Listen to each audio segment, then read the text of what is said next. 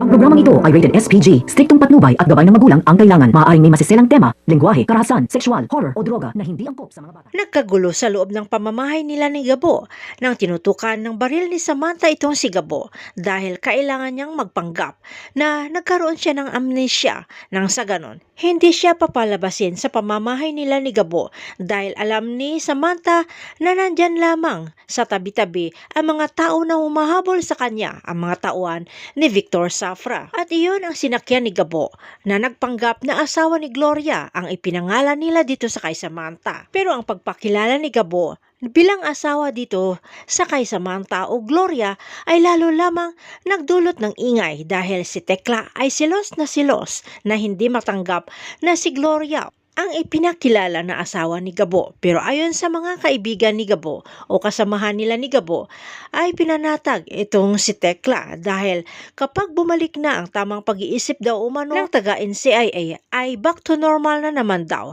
na si Tekla ang magiging prinsesa ng grupo nila ni Gabo.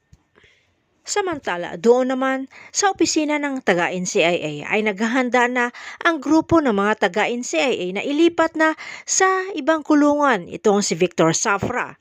Pero si Ricardo Jacinto ay walang tiwala dito sa mga taga-NCIA kaya tinawagan ang taga-NLEA na tutulong din o mag-e-escort dito sa kay Victor Safra.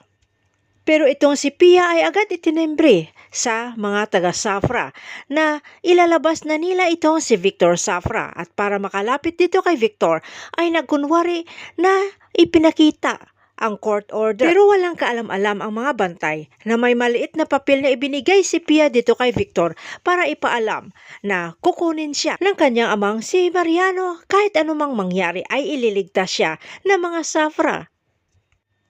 Abangan na lang natin ang mga susunod na mga episode dito sa Sigabo.